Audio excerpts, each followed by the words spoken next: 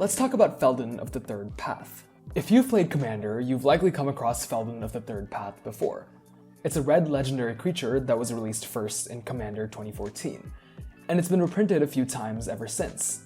It's not the flashiest creature, but it's often talked about due to how flavorful it is. Just take a look at the card for a second.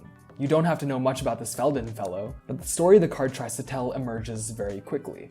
The beautiful art by Chase Stone, combined with the reanimation ability, and the somber yet subtle flavor text immediately converge to portray a grieving man looking to bring back his lost love. As you, the player, uses ability each turn, you persistently try to resurrect Feldon's lover, but each attempt isn't good enough. So you give up and sacrifice the creature at the end of the turn, and try all over again next turn. But you're never able to truly bring her back from the grave. All of that is expressed in a 2.5 by 3.5 inch piece of cardboard. I find that absolutely astounding. What's even more astounding is that there's so much more to Feldon's story.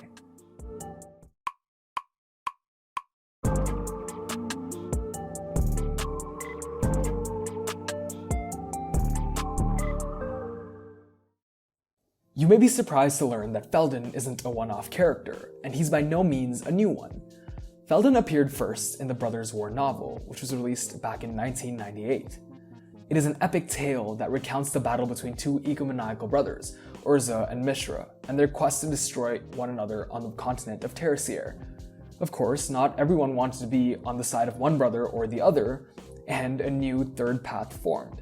The Third Path was a diverse group of people on the continent who sought an end to the war by peace or by the destruction of both other sides. Feldon was a prominent member of the Third Path.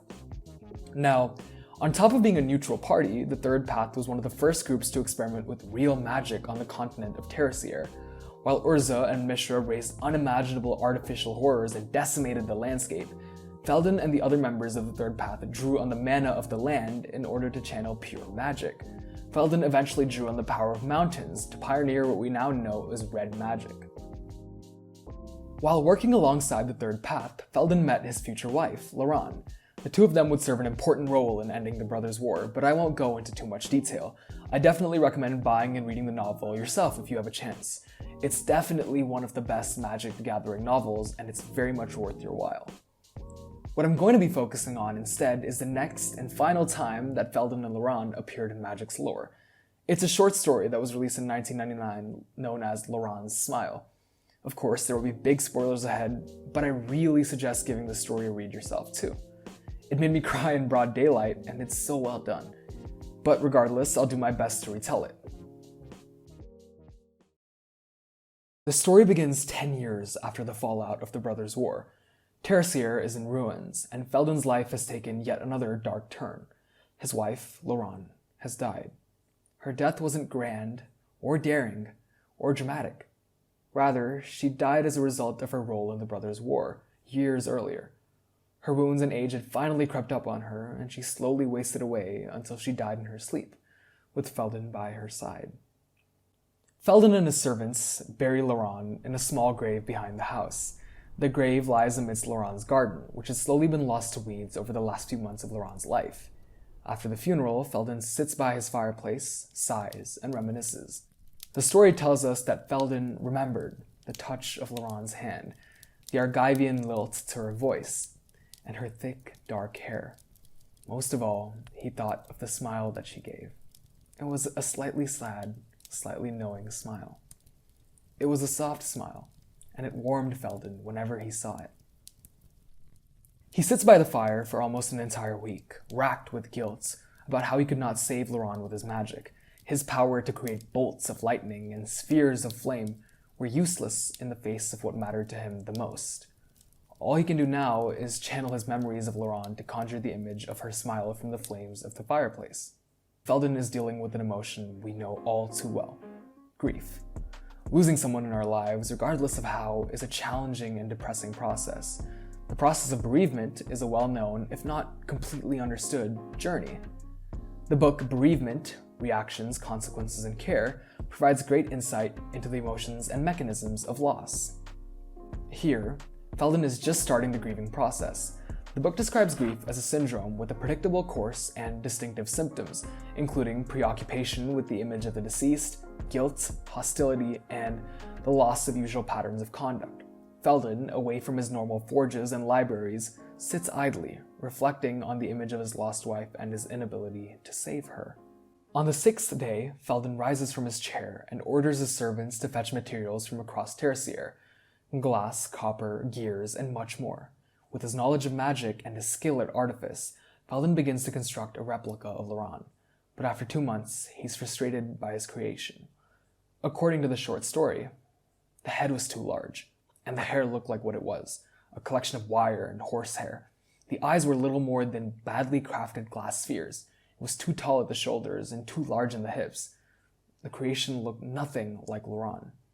Only around the mouth, where there was a ghost of a smile, came the hint of a memory. Feldon shook his head, and thick tears gathered at the corners of his eyes. He took a sledge and knocked the automaton to pieces. The bereavement process, as described by our book, describes the next step of Feldon's journey: longing. For months after the loss of a person, the bereaved tends to yearn for them to return. They experience what we know as searching behaviors, which in Feldon's case is his attempt to create a replica of his wife, and are distressed when their loved one does not truly return.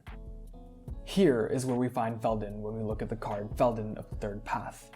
With all this knowledge in mind, we can see just how sorrowful this card really is. He is at one of his lowest points. But this card is just the beginning of Feldon's path. Now, unfortunately, no other cards except for Feldon's cane really refer to Feldon's tragic tale, so I'll be using art from other unrelated cards to help set the scene for you all. After his first failure, Feldon starts from scratch. He refines his carving, glasswork, and makes dozens of models and mock-ups before moving on to his final product. He spends 6 months constructing a near-perfect replica of Laurent made of gears, wire, ivory, and glass. Eventually, he receives the final piece of his automaton from a friend, a power stone. It functions as the heart of his mechanical being, and Feldon gently places it within the artificial Laurent, bringing her to life. After finding her balance, the automaton turns to Feldon and smiles. It's Laurent's smile. And Feldon smiled back, the first time he had truly smiled since Laurent had left him. For a month, he is content, but he knows the automaton cannot speak back to him, and he must command its each and every move. He grows frustrated at his facsimile. The grating sounds of its whirring and clicking quickly infuriate him. He realizes that the Laurent he had built was a creature of copper skin and geared muscles. It was not the woman he had loved. With a heavy heart, Feldon powers down the automaton and leaves it next to Laurent's grave. It slowly rusts, but it never loses Laurent's perfect smile. Feldon is not satisfied yet, and he soon sets off on a journey across Tertiaire to find a mage that can bring his wife back to him. First, Feldon approaches a reclusive hermit who uses green mana. Feldon spends a month learning about the energy held within the trees and plants surrounding him. The hermit shows Feldon his power by summoning a massive worm from deep within the earth. Shocked, yet hopeful, Feldon asks the hermit if he can raise Laurent from the earth too. The disappointed hermit explains that green mana is the magic of life, not death, and that he cannot help Feldon. Instead, the hermit points him in the direction of a sorceress who might be able to help. The sorceress that Feldon finds lives near a pristine waterfall. Upon approaching her, Feldon asks if she can bring back his lost wife. In payment for her services, the sorceress asks for stories of Laurent. Feldon quickly dives into the life of Laurent, and he describes her in great detail. According to the book, his mind was alive with her memory. He recalled her black hair, her lithe figure, her touch, and her smile. Always that knowing smile.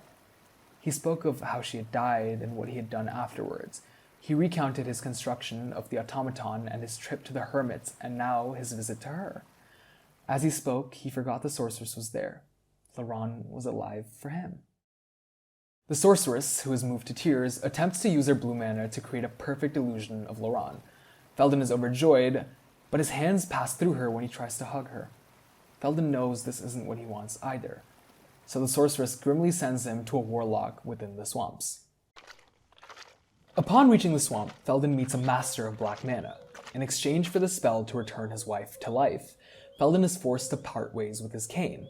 Feldon studies for 3 days and nights. Afterwards, he begins the spell by meditating fervently within a hut and drawing magic from the bog around him. The swamp grows quiet. Footsteps approach his door. Feldon is elated, and he rushes towards the door. But as he gets closer, the odor of death and mud approach him. Horrified, Feldon realizes what he has done. He refuses to open the door despite the wails and gurgles of his returned wife, and he halts his spell. Feldon spends the night holding the door shut and opens it only in the morning. Everything is calm and there are no footsteps anymore. But Feldon knows that he must return back to his house and see what has become of his wife's grave. He dreads facing his mistake, but continues back home. On his way back home, Feldon hears of one final master, who lives in a ruined library surrounded by snow. He hesitantly approaches the scholar, who explains to him that he's versed in white mana. The wizard explains to Feldon that white magic can create an exact copy of Laurent by using thoughts and memories, but quizzically asks Feldon if this is what he truly wants. Feldon dismisses the master's question. Of course this is what he wants. He needs Laurent back. After studying with the scholar for 2 weeks, Feldon is able to summon a near-perfect replica of the wizard by drawing from his memories and impressions of the man. It isn't exact, but it moves, breathes, talks, and feels real to the touch. With this knowledge in hand, Feldon returns to his workshop and attempts to spell again. Now, I'd like to read this part of the story verbatim. I really don't think a summary would do it justice. Feldon thought of Laurent and the life she spent with him, of the tales of her youth, of their work and lives together. The joy of life with her and the sadness of her departure felt like a great bubble rising within him. He fed his memories of the land into that bubble, memories of the mountains, the forests and shore, the swamps and the temple, and he filled it with power and life. When Feldon opened his eyes, Laurent was there. She was perfect and whole and as young as when he had first met her at the gates of Teresia city.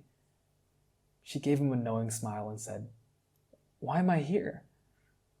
"You died," said Feldon, his voice choking as he spoke. She nodded and said, "I seem to remember that. Why am I here?"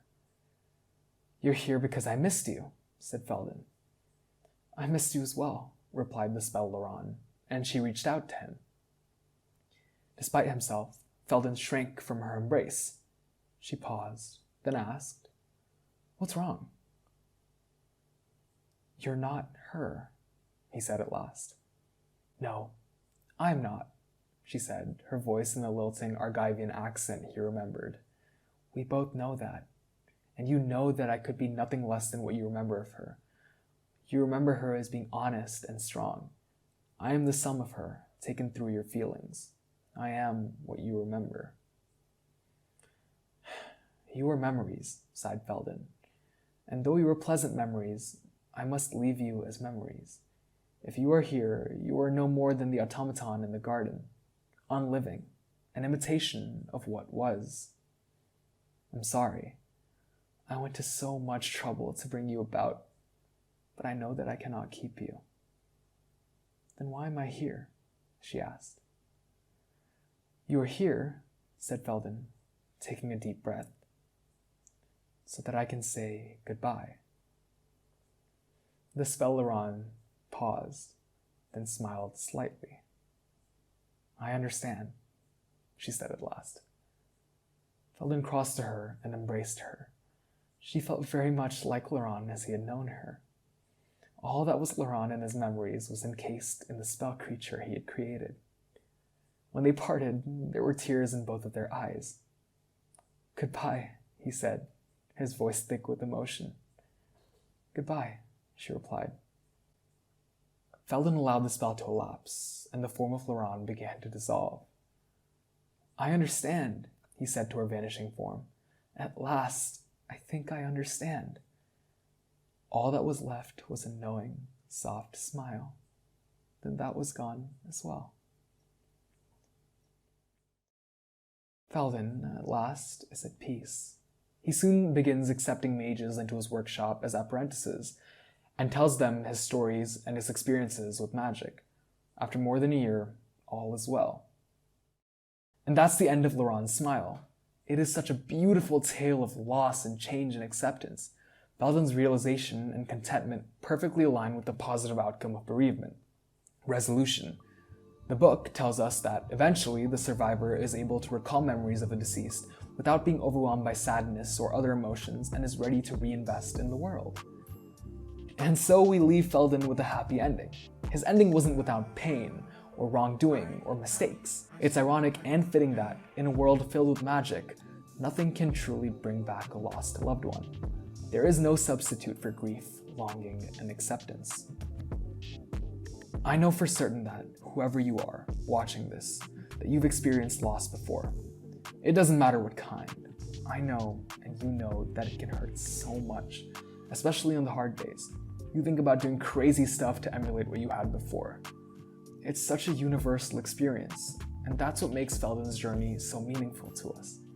Despite the spells and magic, despite the zombies and illusions, we simply see a man struggling with one of the most difficult emotions we can ever feel: loss. Loss and change. But Feldon found his happy ending. Despite his despair and loss and suffering, he found a place beyond it all. He learned from his mistakes and was finally able to break free from them. I'd like to think we're all capable of lasting positive change, and I look at stories like Feldon's to support my claim. It's not easy, it's not instant, it's difficult, and we might give up or get stuck along the way. And we'll definitely make more mistakes than we did before we started. But our ability to get up and keep going is what matters. Our happy ending is out there, especially if it doesn't seem like it at the moment.